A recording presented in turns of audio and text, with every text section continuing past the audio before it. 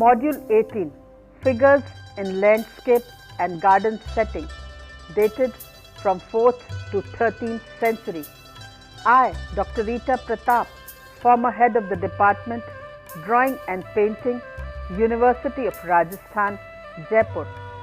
The ever-changing dialogue between man and nature, in which man transforms his surroundings in imagination and is self-transformed by them, has been a lasting concern of poets and painters in China as elsewhere.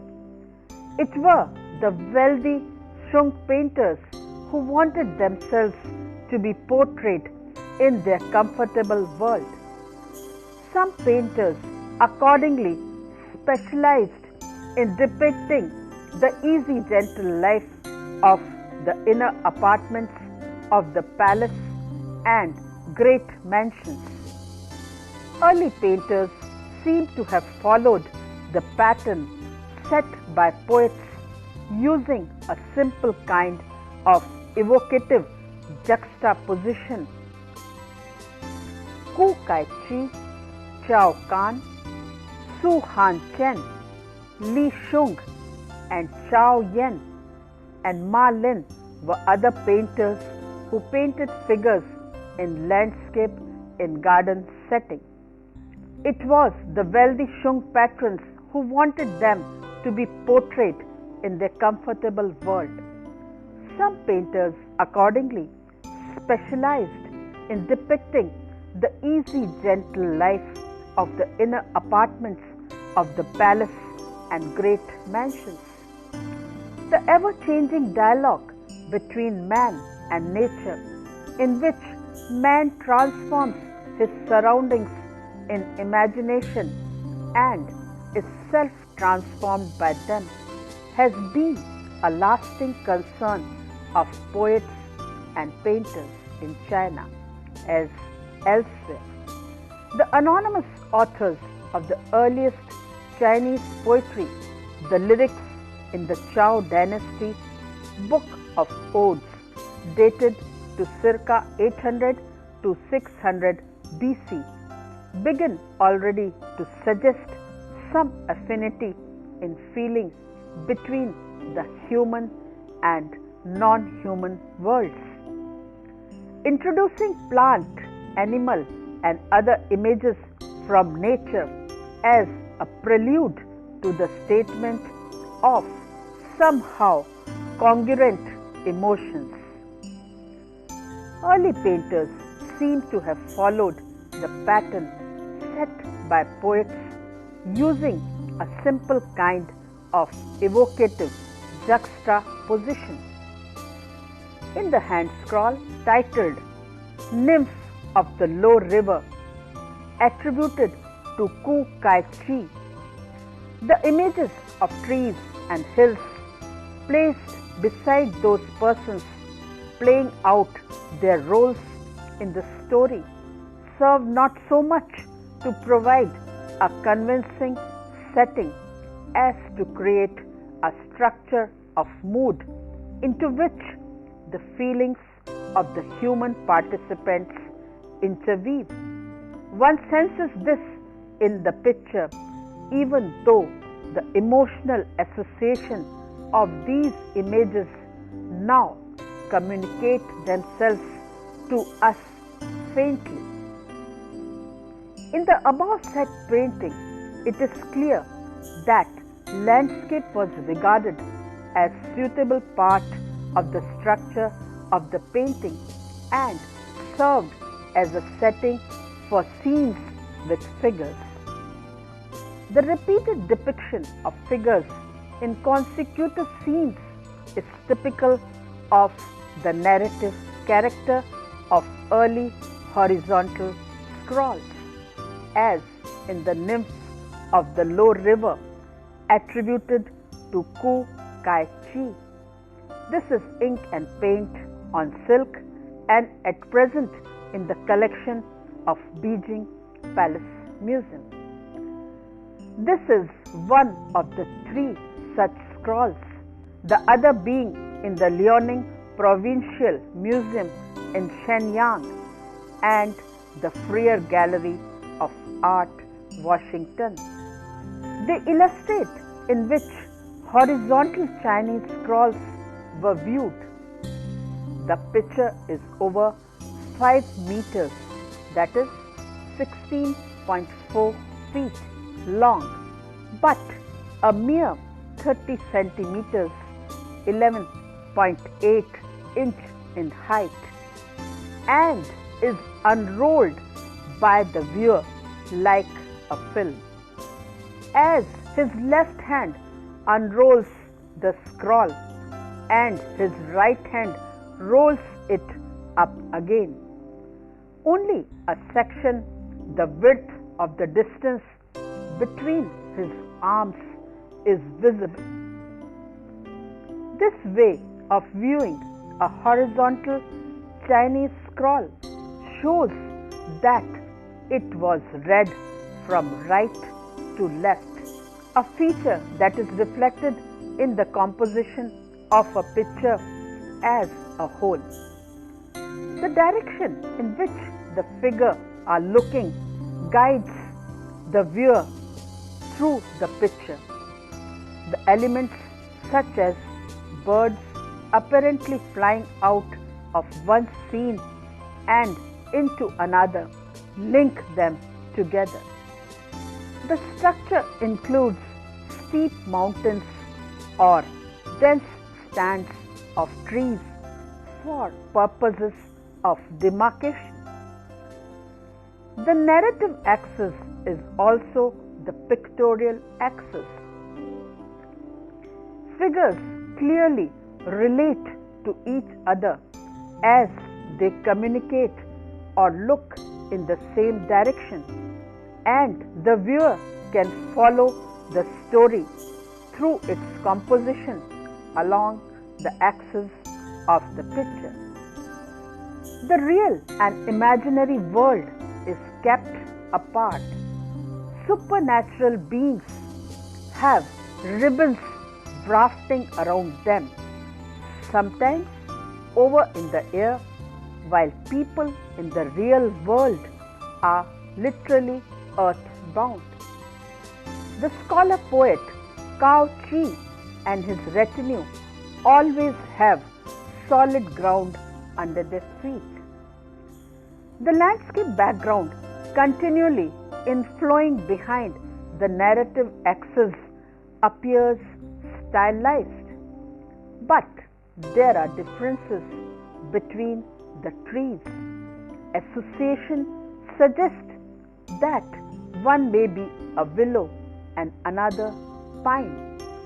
Simple triangular and round-topped mountains, some covered with trees, separate one scene from the next. In this painting, the artist enriches the composition both by showing the relationship of the figures and by adding landscape features to the structure. It is like a film unrolling before the viewer's eye. The scroll depicts the chronological sequence of events from the original literary text and is thus a continuum of time, although not of place.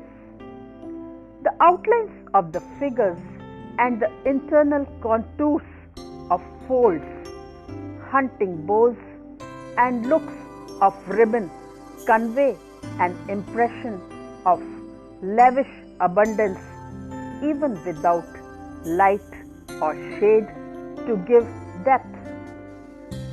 Different colors are used to represent different fabrics, although the actual texture of the fabric is not suggested by the paintings.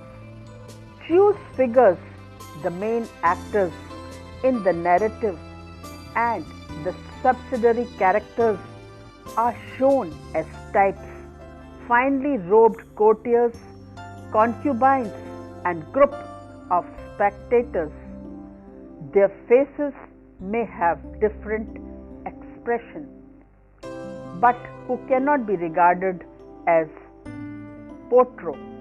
The anonymous painter of the Emperor Ming Huang's journey to Shu. It is an 11th century painting, ink and colors on silk, and at present in the Palace Museum collection, Taichung. This is a copy of an 8th century composition introduced previously in connection with Tang Dynasty landscape, was still using the same device, intending the harsh patterns of fractured rock with which he surrounds his principal figures to accord with the bitterness of the exiled and bereaved emperor. But it is more likely that this was simply his standard manner of depicting rocks and would have been used in any case. The colorfulness of the scene with bright leafed trees and flowers scattered suggests a pleasure outing. The landscape here assumes a semi-independent status and is not made to comment upon the narrative or even to harmonize with it.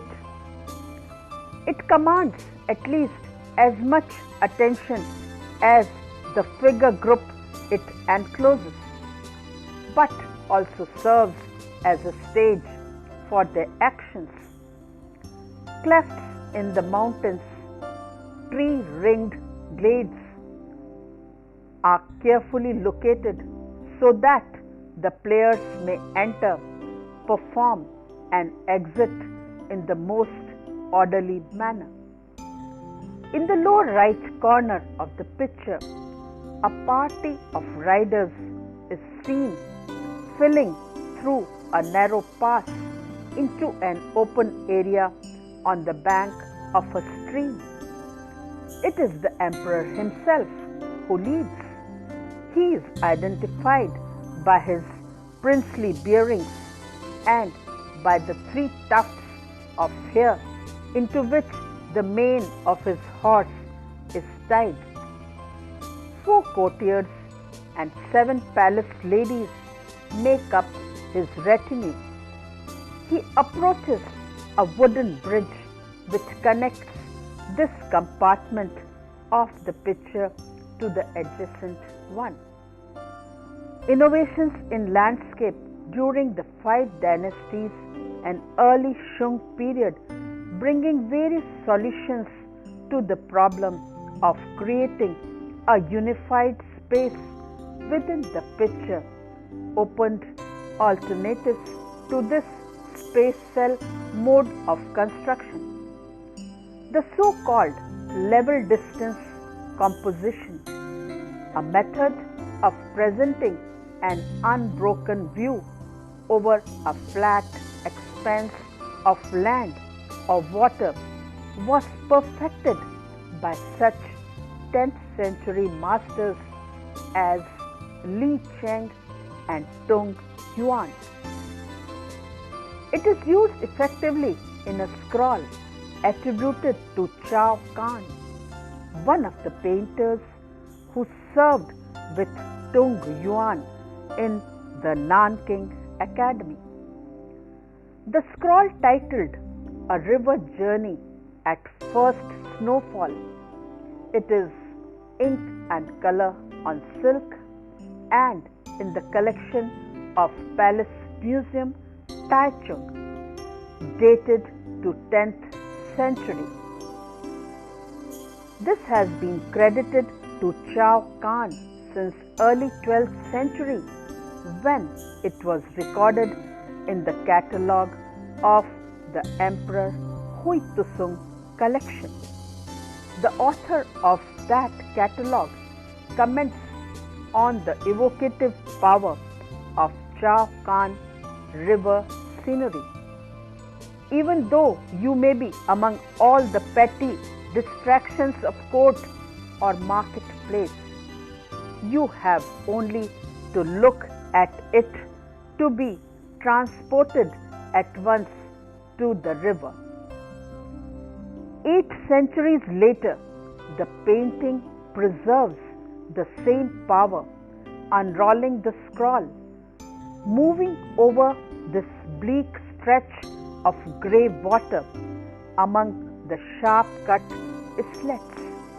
One is made to feel emphatically the chill of the fishermen in the hovels and boats. Two of them huddle on fishing platforms raised on stilts, protected only by a mat covering from the wind that ruffles the surface of the river and bends the tassels of reeds. In the open water beyond, a punt goes by, poled by two boatmen carrying colorful dresses travelers. Snow is depicted with white pigment spattered lightly over the surface of the silk.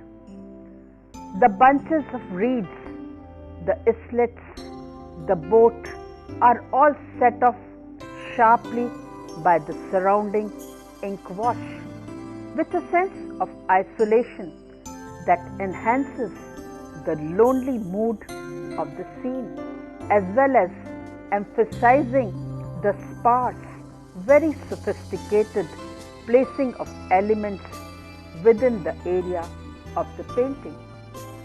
The Shu Han Chen painter was particularly noted for his quiet studies of elegant ladies at the toilet and of sleek children playing amid the poppies and peonies of a palace garden.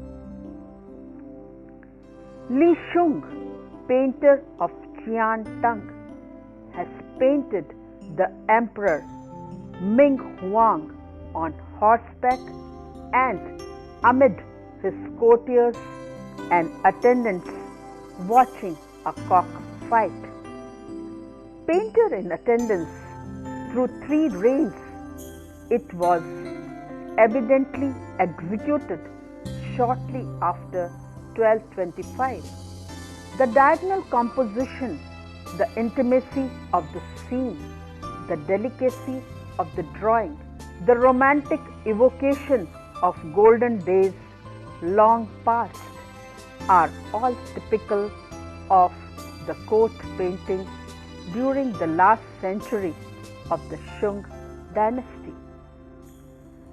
The mastery of arranging forms on the surface and the unfailing sense of correct proportion in laying out the space around and between them is the heritage of Tang painting. This can be admired in a large composition assigned to Chao Yan of the same period, 10th century, representing 8 riders in spring. This is a hanging scroll, ink and colors on silk, and at present in the Palace Museum collection, Taichung. In this scroll, the group of horsemen are displayed with utmost clarity. A balustrade marks the further limit of the scene, which is palace in a courtyard. In a corner formed by a jog, in this balustrade stand 2 trees, an ornamental rock and a short palm. 7 mounted noblemen encircle the emperor, who raises his whip. The drawing is crisp and admirable throughout, the coloring brilliant, like collector painter in later times. he was fond of working in old styles. A 12th century historian writes on leisure days he would usually set himself the task of completing some scrolls in imitation of a well-known work by an old master. Perhaps it is such a picture that we have here. In any event, the hand that produced it was endowed in an antique elegance quite worthy of Chow's reputation. Chow Yen was the son-in-law of an emperor of one of the 5 dynasties and a leading collector and patron of art. Besides painting himself, like collector painter in later times, he was fond of working in old styles. An unknown painter of the picture, titled Breaking the Balustrade. It is a hanging scroll, ink and color on silk, and at present in the Palace Museum collection, Taichung. Probably an artist of the Imperial Academy working in the 12th century has constructed a more elaborate setting for his drama. The painter has illustrated an edifying anecdote from history concerned with the Han Emperor Cheng Ti, his loyal minister Chu Yun, and the Marquis Chang Yu. Chu Yun's indication against the territorious Marquis overcame his prudence. The story goes, and he asked permission to wield the imperial sword to put him to death.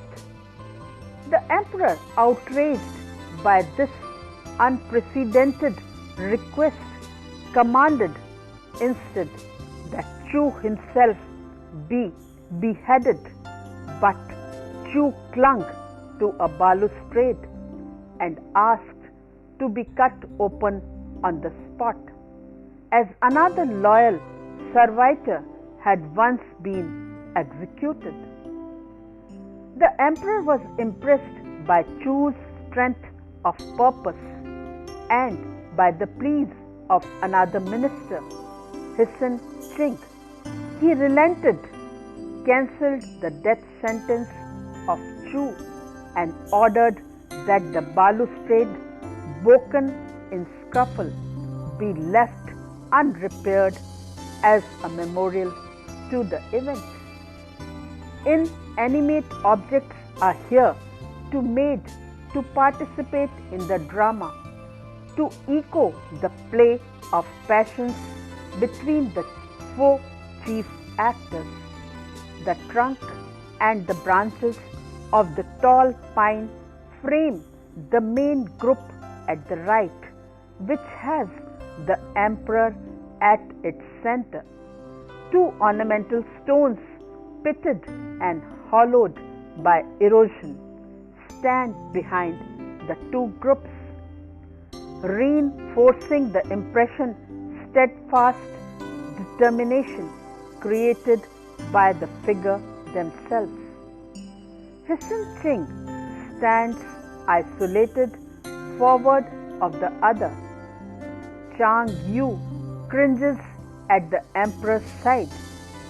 As in Tang Dynasty designs, the postures of the figures and their interrelationship in space are among the artist's chief means of characterization. So skillfully is it accomplished that we might guess what is happening without knowing the story. The tension of the moment is unmistakable.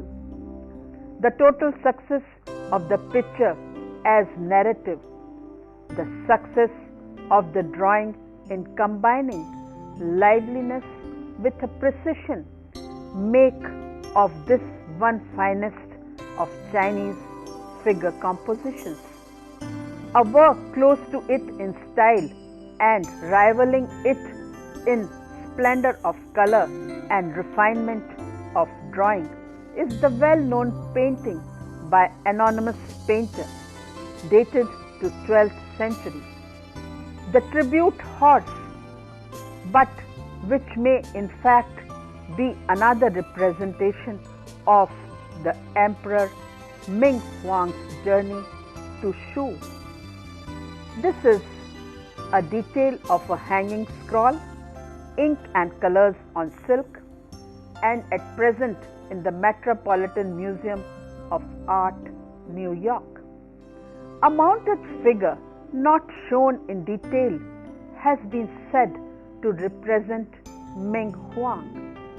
If this interpretation is correct, the riderless white horse alludes to the absence of the imperial consort, Yang Kui Fi, put to death at an earlier stage in the journey, and the soberness of the setting takes on a new meaning. The rich blue, green, crimson and rose hues of the costumes and saddle cloths have softened over the centuries, and the drawing is powdered gold on the trappings is worn and subdued, but the color still glow brilliantly against the deep-toned silk ground. Washes of gold on the cliff face above the white horse give a strange luminosity to that part of the picture. It is as if the men and horses were emitting a mysterious light as they pass through the darkened landscape. Here, the splendor of color and refinement of drawing is done beautifully. In paintings of the early period, one can find men moving through nature as travelers or pursue their private concern in midst of the most awesome or entrancing scenery. The same is true of the figure in the painting, a noble scholar under a willow. This is painted by an anonymous painter of the 11th century. It is a hanging scroll, ink and colors on silk, and at the present it is in the Palace Museum collection, Taichung. Here the scholar represented is probably the 4th century poet Tao Yuan Ming, who retired from official life to enjoy the pleasures of the country and became for later ages the ideal scholar, recluse. He is shown sitting on a leopard skin rug in a relaxed posture, his head sunk between his shoulders. On the ground before him is a bowl of wine from which he has been drinking, and a scroll of paper, blank to receive the poem taking form in his mind. The face is pensive, the eyes narrowed in the thought, an expression of inwardness. The curving willow that encloses the figure only increases this air of introspection. The willow in China is symbolic of sensual elegance. The sterner virtues belong to the pine and bamboo. Here it mirrors the poet's mood of aesthetic inebriation. Still, it is the artist who employs natural object as a commentary on his subjects.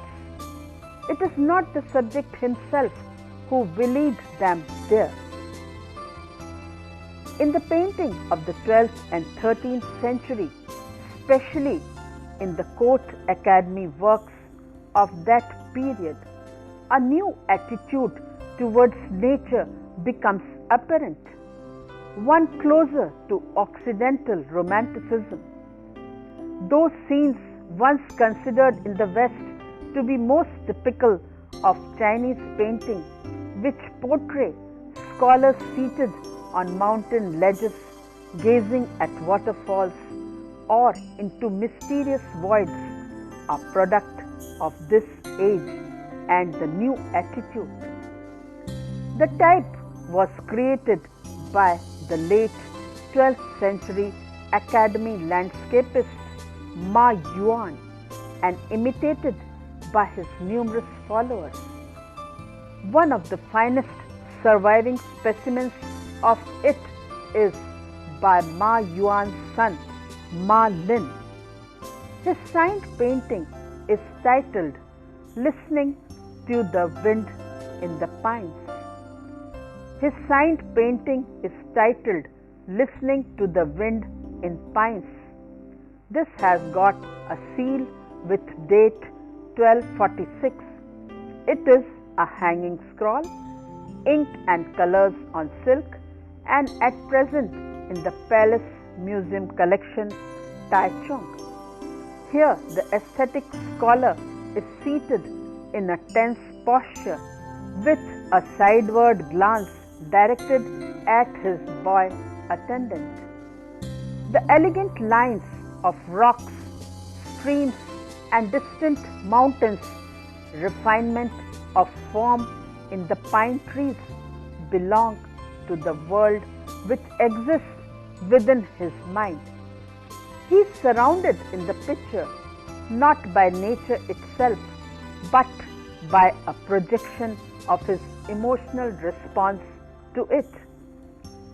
The experience of being emotionally moved by the stimuli of nature, which in 6 dynasties art theory was considered to enrich the expressive content of the work of art, now becomes itself the subject of the work of art. It is presented as cultivated renderings of the real appearances of things. He reprimanded his painters for the most trivial lapses from accuracy. Painters are not to imitate their predecessors, proclaimed a resolution issued to the Academy at the beginning of his reign, but are to depict objects as they exist, true to form and color. Under the pressure of such demands, the painters might have fallen into the worst academism, but they did not. The essence of the Academy's style in Hui Tusung's time is not a photographic fidelity to nature at all. Nature does not bound her creations with such elegant line or dispose them in such exquisite, timeless arrangements. It is rather a crystalline clarity, a sense of perfection ideally achieved. These pellucid visions are derived closely from nature, but set forth with such absolute assurance so as to create their own separate reality.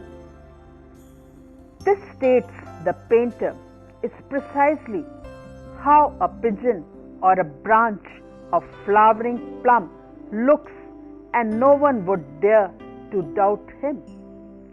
In the painting Scenes from the Life of the Historical Buddha, it's a detailed and dated to 8th to 9th century AD. It is a banner and at present in the British Museum, London. A picture to be viewed from top to bottom as opposed to hanging scroll, shows scenes in his ascent from the world of earthly dust. The section shows the Buddha saying farewell his cutting of his hair, his simple life surrounded by flowers. The landscape of the foreground illustrate the style of landscape painting in this Tang period. Landscape element in religious pictures are symbolized compositions of the green valleys where the story takes place, with tree-covered, overlapping mountain ranges rising behind and beside them. The mountains are in the middle ground of the picture. A diagonal line marks both a rise in the landscape and the beginning of a new scene. Wang Wei, the father of monochrome ink painting, owned a country estate called Wang Chuan. This place too became a favorite subject of art. The scroll clearly shows a series of several gardens or parts of garden in linear succession, illustrating scenery around Lake Yi. The composition Wang Chuan Country Estate of Wang Wei.